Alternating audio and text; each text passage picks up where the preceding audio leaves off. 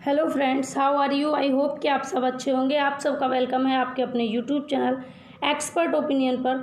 Discuss करेंगे CDP से related 50 one liner question, 50 one liner questions के बारे में डिस्कस करेंगे जो आपका सी टेट, आपका UP TET, MP TET, B TET, H TET या कोई भी स्टेट का टेट हो, सभी में यूज़फुल होंगे, या कोई भी टीचिंग एग्ज़ाम हो आपका, सभी के लिए यूज़फुल होंगे। उनके बारे में आज हम डिस्कस करेंगे। टॉप मोस्ट 50 क्वेश्चंस जिनके बारे में हम आज डिस्कस करने वाले हैं। तो फ्रेंड्स, आप अगर हमारे फेसबुक पेज से नहीं जुड़े हैं तो आप जुड़ जाइए, और आपने अगर हमारा टेलीग्राम चैनल ज्वाइन नहीं किया है तो टेलीग्राम चैनल से जुड़ जाइए। यहाँ पर आपको सभी सब्जेक्ट्स की PDF फाइल प्रोवाइड की जाती हैं। फ्रेंड्स, चैनल पर आप पहली बार आए हैं तो चैनल को सब्सक्राइब करके बेल आइकन को प्रेस करके ऑल पर क्लिक कर लें, जिससे आने वाली सभी वीडियोज़ की नोटिफिकेशन आपको मिलती रहेगी टाइम टू टाइम। अगर आपको मेरा प्रयास अच्छा लगे तो वीडियो को लाइक करना और अपने मित्रों के साथ शेयर करना बिल्कुल भी ना भूलें। एक्सपर्ट ओपिनियन हमेशा आपके लिए हेल्पफुल, यूज़फुल, आपके एग्ज़ाम की दृष्टि से इस तरीके के नोट्स आपके लिए लाता रहेगा जिससे आप एग्ज़ाम में अच्छा स्कोर कर सकें। सीटेट में 120 प्लस आएँ, इसके लिए हम निरंतर प्रयासरत हैं। डेली आपके लिए नए नए क्वेश्चंस, नए नए तरीके से आपको पढ़ाने का, समझाने का, आपको बताने का प्रयास करते हैं। तो स्टार्ट करते हैं सेशन को। क्वेश्चन फर्स्ट है, शरीर में सबसे लंबी हड्डी का नाम क्या है। तो शरीर की सबसे लंबी हड्डी है फीमर, जो कहाँ की है, जांग की हड्डी होती है। सबसे लंबी हड्डी होती है फीमर, जो कहाँ पर होती है, जांग में होती है। ठीक है, अगर आपसे पूछा जाए कि सबसे लंबी हड्डी कौन सी है मानव शरीर में, तो कौन सी है, फीमर है। और फ्रेंड्स, ये कहाँ पर होती है, जांग में होती है। 4 ऑप्शन अगर आपको रख दे तो आप ध्यान रखेंगे कि फीमर होती है। वन लाइनर क्वेश्चन पढ़ने से क्या फ़ायदा होता है कि आपके माइंड में, आपका माइंड सिर्फ आंसर को गेन करता है, माइंड मेकअप हो जाता है कि आंसर इसका क्या है। इसलिए वन लाइनर क्वेश्चंस आपके लिए बहुत यूज़फुल होते हैं। तो नेक्स्ट क्वेश्चन है सेकंड, शरीर में सबसे छोटी हड्डी का क्या नाम है। सबसे बड़ी फीमर है तो सबसे छोटी क्या है, सबसे छोटी हड्डी होती है स्टेपीज, कान में होती है। कहाँ पर होती है, कान में। सबसे बड़ी जांग में होती है और सबसे छोटी कान में होती है। सबसे बड़ी फीमर है और सबसे छोटी स्टेपीज है, ध्यान रखना है। नेक्स्ट है, शरीर में सबसे मजबूत हड्डी का क्या नाम है। अब कंफ्यूज ना हो आप, इसलिए मैंने एक ही जगह इन क्वेश्चंस को इंक्लूड किया है एक तरीके का। तो सबसे मजबूत हड्डी होती है मंडिबल, जो कहाँ होती है, जबड़े में होती है। सबसे बड़ी फीमर, सबसे छोटी स्टेपीज और सबसे मजबूत हड्डी है मंडिबल, जो कहाँ होती है, जबड़े में होती है। नेक्स्ट, जन्म के समय नवजात शिशु की त्वचा का रंग कैसा होता है। तो जन्म के समय नवजात शिशु की जो त्वचा होती है उसका रंग कैसा होता है। आंसर है हल्का गुलाबी। कैसा होता है, हल्का गुलाबी होता है। हल्का गुलाबी होता है नवजात शिशु की त्वचा का कलर जन्म के टाइम पर, और 15 दिन के बाद त्वचा स्थायी रंग को प्राप्त कर लेती है। जब 15 डेज हो जाते हैं नवजात शिशु को, तो उसकी त्वचा जो है स्थायी रंग प्राप्त कर लेती है। ऐसे कहते हैं ना कि रंग बदलता है बच्चा, तो रंग बदलने का मतलब है कि वह 15 दिन तक उसका कलर चेंज होता रहता है, कभी कैसा कभी कैसा, लेकिन 15 दिन के बाद में स्थायी कलर प्राप्त कर लेती है नवजात शिशु की त्वचा। नेक्स्ट है, नवजात शिशु कितने घंटे सोता है। तो नवजात शिशु 18 से 20 घंटे, किंतु वह हर 2 घंटे में जागकर अपनी मांसपेशियों को घुमाता है। हर 2 घंटे में थोड़ी देर के लिए जागता है और क्या करता है, अपनी मांसपेशियों को घुमाता है, एक्टिविटी करता है, हाथ पैर इधर उधर फेंकता है। लेकिन सोता कितना है, 18 से 20 घंटे सोता है छोटा बच्चा। और कितना टाइम जगता है फिर वो, जब 18 से 20 घंटे सोता है तो 4 से 6 घंटे कुल जगता है, बाकी का टाइम सारा क्या करता है, सोता है। क्योंकि जब बच्चा कुछ जानता नहीं है, छोटा रहता है, नवजात रहता है, तो वो ज़्यादा टाइम अपना सोने में बिताता है। जैसे जैसे उसकी उम्र बढ़ती है, बड़ा होने लगता है, परिपक्व होने लगता है, वैसे वैसे चीज़ों को जानता है और उसकी सोने की लिमिट भी कम होने लगती है। नेक्स्ट है, बालक का विकास 6 वर्ष तक लगभग कितने प्रतिशत हो जाता है। तो बालक का विकास लगभग 6 वर्ष तक 90% हो जाता है। 90% 6 वर्ष तक लगभग बच्चे का विकास हो जाता है। ठीक है, आगे चलते हैं। नेक्स्ट है, बालक का विकास 10 वर्ष तक लगभग कितने प्रतिशत हो जाता है। तो लगभग 10 वर्ष तक बच्चे का विकास 95% हो जाता है। कितने परसेंट, 95%। इसीलिए कह देते हैं कि जब बच्चा, कहते हैं ना कि बचपन में ही पता लग जाता है कि बच्चा बड़ा होकर क्या बनेगा, यानी कि उसका जो विकास है वो 10 वर्ष तक, 10 वर्ष तक लगभग 95% हो जाता है। तो बचपन में ही पता लग जाता है कि बच्चे के लक्षण क्या बनने के हैं। इसीलिए तो आप जब प्राइमरी टीचर बनने जाओगे या बनकर स्कूल में चले जाओगे प्राइमरी टीचर बनकर, तो आपको उन नवजात शिशुओं को, नए नए बच्चों को, उन बच्चों को समझना बहुत ज़रूरी है। आपके पास जो छोटे छोटे बच्चे होंगे बिल्कुल कोरा कागज़, तो आप जैसा उन्हें परिवेश देंगे वैसा ही बन जाएंगे, और उनका विकास जो 10 वर्ष तक हो जाता है 95% उतना हो जाता है। तो आप सोच सकते हैं 100 में से 95% अगर 10 वर्ष तक होता है तो 10 वर्ष तक की उम्र कितनी ज़्यादा बच्चे के लिए यूजफुल है, और उसका विकास, उसका वातावरण अच्छा हो। इसी के लिए आपको साइकोलॉजी, आपको बार बार कहा जाता है मनोवैज्ञानिक चीज़ों को आपके सामने रखकर कि बच्चों को उसके परिवेश से जोड़कर पढ़ाएं, उनको ज़्यादा से ज़्यादा उनके परिवेश से जोड़ें, ताकि जैसा अच्छा उनको माहौल मिले, जैसा परिवेश मिले, उसी तरीके से उनका विकास भी हो। नेक्स्ट क्वेश्चन, नेक्स्ट है बाल्यावस्था में हड्डियों की संख्या कितनी होती है? तो बाल्यावस्था में बालक की हड्डियों की संख्या 270 से 350 हो जाती है। यानी कि जब शुरुआत में जब बच्चे का जन्म होता है तो कितनी होती है? 350 होती है। फिर बाल्यावस्था में आते आते 270 से 350 हो जाती है। और फ्रेंड्स, एक परिपक्व व्यक्ति की यदि आपसे पूछे तो आपको ध्यान रखना है, परिपक्व व्यक्ति की हड्डियों की संख्या 206 होती है। ठीक है। नेक्स्ट है निःशुल्क एवं बाल अधिकार का निःशुल्क एवं बाल शिक्षा का अधिकार अधिनियम 2009 का विस्तार किस राज्य में नहीं है? तो जम्मू कश्मीर में निःशुल्क एवं बाल अधिकार शिक्षा एवं अधिनियम 2000 का विस्तार जम्मू कश्मीर में नहीं है। आगे चलते हैं। और इसमें क्या रखा गया है? निःशुल्क एवं बाल शिक्षा का अधिकार अधिनियम 2009, इसमें रखा गया है कि 6 से 14 वर्ष तक के सभी बच्चों को निःशुल्क एवं अनिवार्य शिक्षा प्रदान की जाए। नेक्स्ट है शिक्षा का अधिकार 2009 के तहत निजी विद्यालय को कितने प्रतिशत सीट आरक्षित करना अनिवार्य होता है? तो 25% सीट जो हैं, 25% सीट हैं, उनको निजी विद्यालयों को आरक्षित करना अनिवार्य होता है। और फ्रेंड्स, मैंने आपको शिक्षा का अधिकार अधिनियम 2009 जो डिटेल में आपके लिए कराए हैं, सारी थ्योरीज, सारे इम्पोर्टेंट सिद्धांत, और एनसीएफ 2005 भी कराया है आपको, और शिक्षा का अधिकार अधिनियम 2009 भी मैं आपको करा चुकी हूँ। तो आपने नहीं देखा है तो आप चैनल पर प्लेलिस्ट बनी हुई है, जाकर देख सकते हैं। आपके लिए बहुत यूजफुल है। आप देख सकते हैं किस तरीके से क्वेश्चंस पूछे जा रहे हैं। आपके लिए ये एक तरीके का प्रैक्टिस ही है वन लाइनर की फॉर्म में। नेक्स्ट क्वेश्चन है 25 से कम बुद्धि वाला बालक क्या कहलाता है? तो जिसकी बुद्धि 25 से कम होती है, IQ उसका 25 से कम होगा, उसे क्या कहेंगे? जड़ बुद्धि बालक कहेंगे। क्या कहेंगे? जड़ बुद्धि बालक। नेक्स्ट है यौन यदि समस्त जीवन का नहीं तो किशोरावस्था का अवश्य ही मूल तत्व है, यह किसने कहा है? ठीक है, यौन के बारे में, यौन यदि समस्त जीवन का नहीं तो किशोरावस्था का अवश्य ही मूल तत्व है, यह किसने कहा है? रॉस ने कहा है। ठीक है, किशोरावस्था का मूल तत्व किसको कहा है? रॉस ने तो यौन को कहा है। ठीक है, आगे चलते हैं।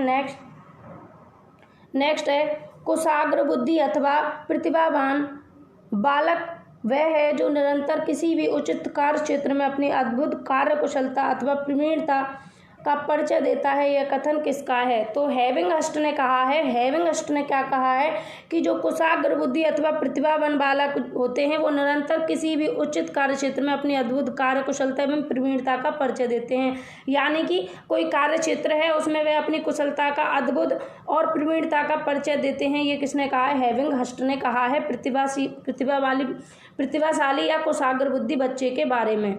ठीक है, नेक्स्ट है पिछड़ा बालक वह है जो अपने अध्ययन के मध्यकाल में अपनी कक्षा का कार्य जो उसकी आयु के अनुसार एक कक्षा नीचे का है करने में असमर्थ रहता है। यह किसने कहा है? तो सिरिल बर्ट ने कहा है कि उसकी आयु के अनुसार एक कक्षा नीचे रहता है। जैसे मान लीजिए कोई बच्चा 4th क्लास का है और अगर वह 4th क्लास की चीज़ों को अचीव नहीं कर पा रहा है और 3rd क्लास के बच्चे के साथ में, मतलब कि एक कक्षा नीचे है, तो एक कक्षा नीचे है और उस कार्य में भी असमर्थ रहता है, तो उस बच्चे को पिछड़ा बालक किसने कहा है? सिरिल बर्ट ने कहा है कि वह बच्चा जो अपनी जो स्तर के बच्चे हैं उनसे भी एक कक्षा नीचे रह करने पर भी असमर्थ रहता है उस कार्य को करने में। जैसे 4th क्लास का बच्चा 4th में तो असमर्थ है ही, लेकिन 3rd में आने पर भी वह थोड़ी थोड़ी कठिनाई महसूस कर रहा है या 3rd क्लास के साथ में अरेंजमेंट कर पा रहा है पूरी तरह से, तो वो कैसा बच्चा है? पिछड़ा बच्चा है।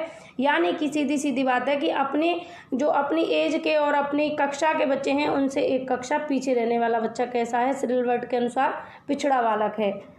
आगे चलते हैं। नेक्स्ट है समस्यात्मक बालक उन बालकों के लिए प्रयोग किया जाता है जिनका व्यवहार अथवा व्यक्तित्व किसी बात में गंभीर रूप से असामान्य होता है। यह किस मनोवैज्ञानिक का कथन है?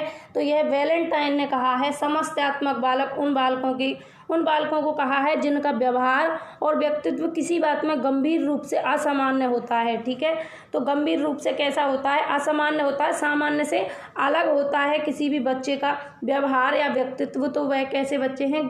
समस्यात्मक बच्चे हैं।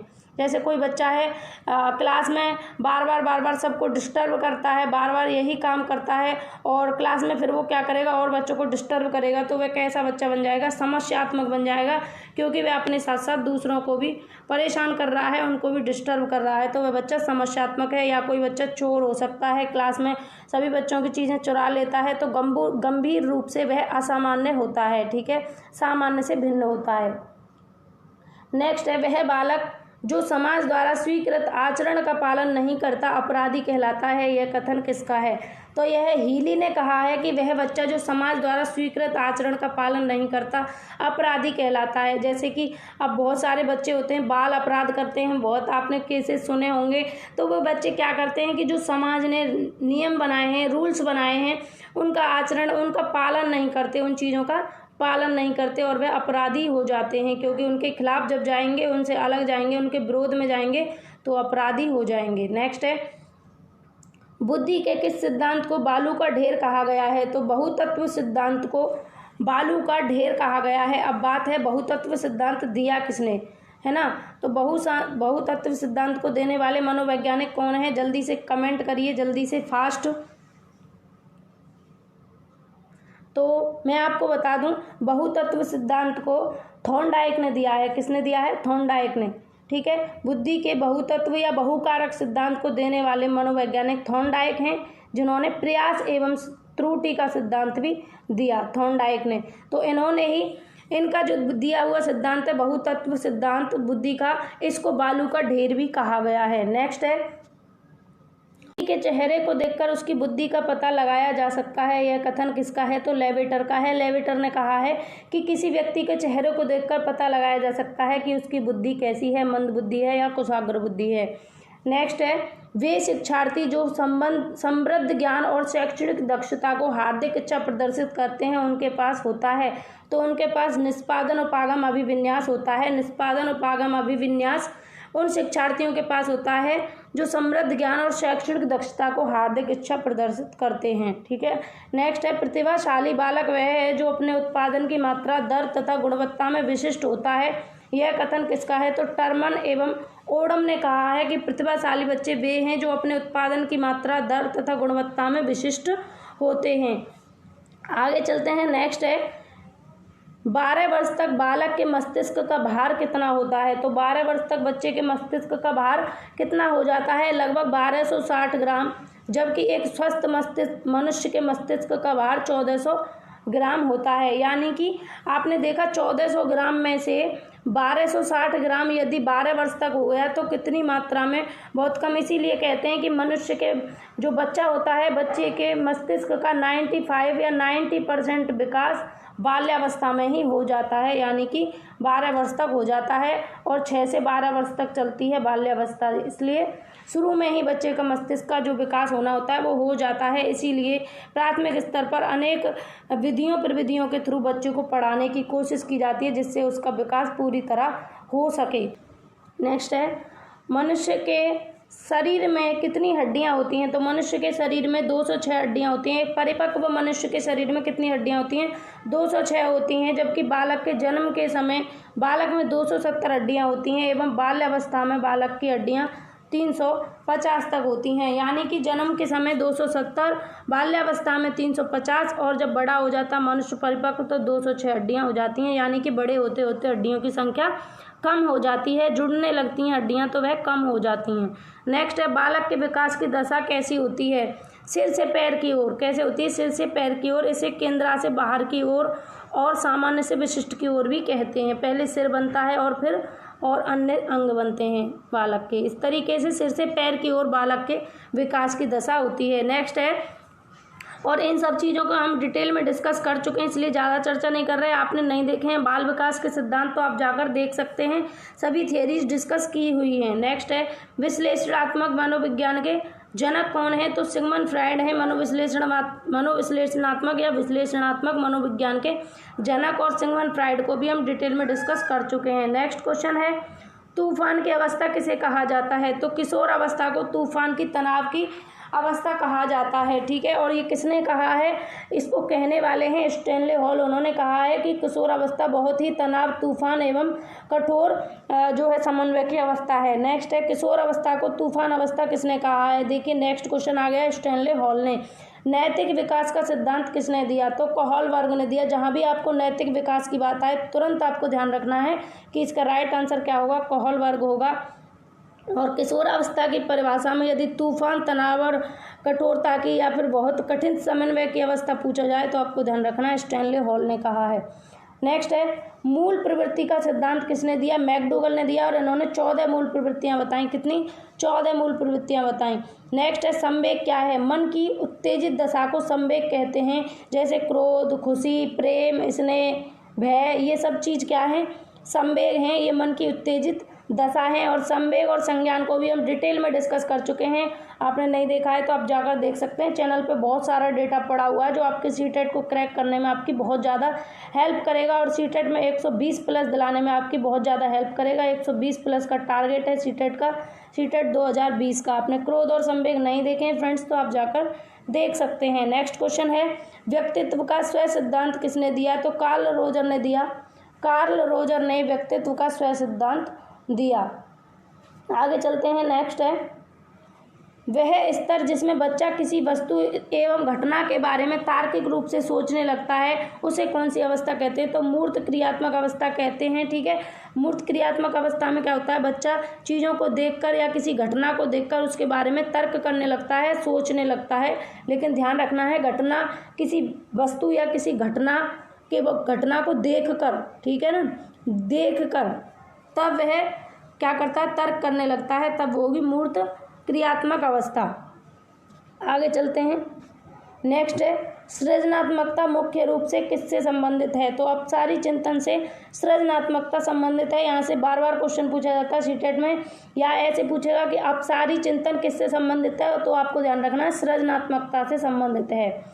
नेक्स्ट है चिंतन अनिवार्य रूप से क्या है? संज्ञानात्मक गतिविधि है। कैसी गतिविधि है? संज्ञानात्मक गतिविधि। आगे चलते हैं। नेक्स्ट है किसी बालक में चिंतन की योग्यता उसके सफल जीवन का मूल आधार है, यह कथन किसका है? आपसे परिभाषाएं पूछी जाती हैं, कम से कम 2 नंबर की परिभाषाएं पूछी जाती हैं, इसलिए यहाँ पर परिभाषाओं को भी मैंने इंक्लूड किया है। तो किसी बालक में चिंतन की योग्यता उसके सफल जीवन का मूल आधार है, यह कथन क्रो एवं क्रो का है। नेक्स्ट है चिंतन की दृष्टि से किसी बच्चे में सर्वश्रेष्ठ चिंतन है तो उसे क्या कहेंगे? उसे तार्किक चिंतन कहेंगे। चिंतन की दृष्टि से किसी बच्चे में सर्वश्रेष्ठ चिंतन है, सबसे श्रेष्ठ चिंतन है तो उसे तार्किक चिंतन कहेंगे। नेक्स्ट है पियाजे के अनुसार किसी बालक में तार्किकता का अभाव किस आयु तक होता है? तो 7 वर्ष तक पियाजे के अनुसार किसी भी बालक में तार्किकता का अभाव रहता है। 2 से 7 वर्ष तक तार्किकता बच्चे में नहीं आती है, 7 से 11 आती है उनके अकॉर्डिंग, पियाजे के अकॉर्डिंग, क्योंकि उन्होंने बच्चे के विकास को स्टेजेज में डिवाइड किया है। 4 स्टेज दिए उन्होंने, जीन पियाजे ने, और उन्होंने कहा कि 7 वर्ष तक बच्चे में तार्किकता का विकास नहीं होता। नेक्स्ट है किसी बच्चे के चिंतन में आयु के बढ़ने के साथ साथ उसकी प्रधानता बढ़ती है तर्क की। जैसे जैसे आयु बढ़ती है वैसे वैसे वह तर्क करने में भी उसका जो है प्रधानता बढ़ती है, यानी कि तर्क कौशल का भी उसमें विकास होता है, तर्क करने लगता है बेहतर तरीके से। नेक्स्ट है जन्म के बाद किसी बालक में चिंतन का विकास कब होता है?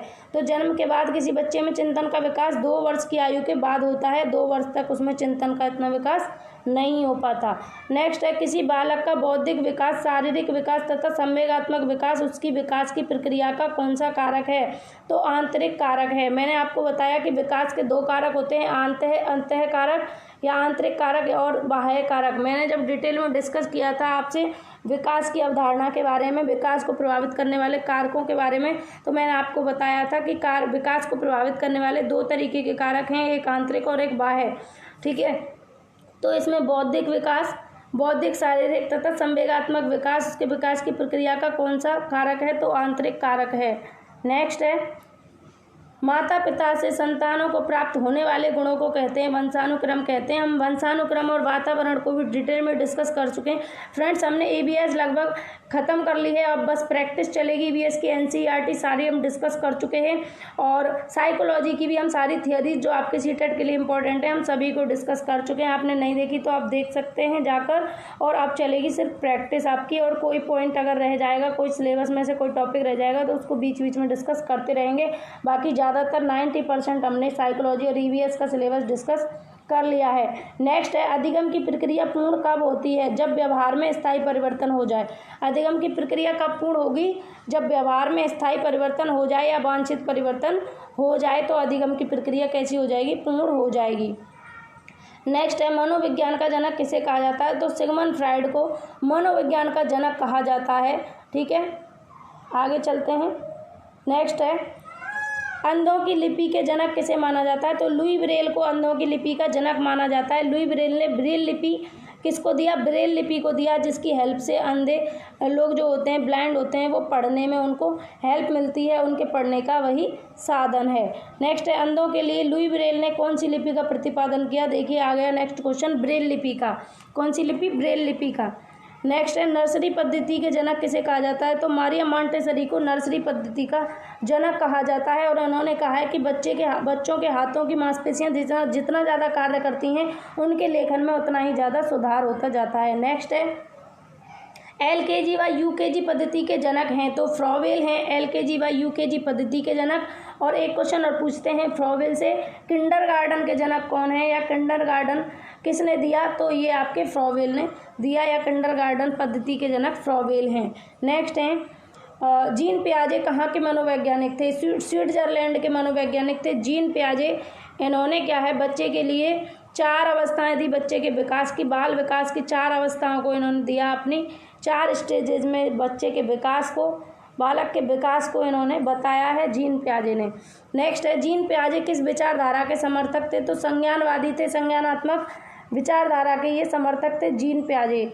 नेक्स्ट है, सेकंड लास्ट, स्कीमा सिद्धांत का जनक किसे माना जाता है? तो जीन पियाजे ने अपने सिद्धांत में स्कीमा शब्द का यूज किया है, जो बच्चे का पूर्व ज्ञान है उसको इन्होंने स्कीमा कहा है। नेक्स्ट है, जीन पियाजे ने अपना प्रयोग किस पर किया? 2 पुत्रियों एवं पुत्र पर जीन पियाजे ने अपना प्रयोग किया, उनकी 2 पुत्रियों पर और 1 पुत्र पर जीन पियाजे ने प्रयोग किया। और उसके बाद इन्होंने अपना सिद्धांत दिया, संज्ञानात्मक विकास का सिद्धांत। तो फ्रेंड्स, आज के लिए बस इतना ही। आज हमने डिस्कस किए टॉप 50 वन लाइनर क्वेश्चंस। अगर आपको मेरा प्रयास अच्छा लगा हो, आपको एग्ज़ाम की दृष्टि से ये यूजफुल लगा हो, तो फ्रेंड्स आप वीडियो को ज़रूर लाइक करें। आपके एक लाइक से हमें मोटिवेशन मिलता है। और चैनल पर पहली बार आए तो सब्सक्राइब करके बेल आइकन को प्रेस कर लें और अपने मित्रों के साथ शेयर करना ना भूलें, जिससे ज़्यादा से ज़्यादा लोगों को हेल्प मिल सके। आज के लिए बस इतना ही, फिर मिलेंगे नेक्स्ट सेशन में कुछ चुनिंदा मोस्ट इंपॉर्टेंट क्वेश्चंस के साथ में। तब तक आप घर पर रहें, सुरक्षित रहें, अपना ख्याल रखें। Take care, Radhe Radhe.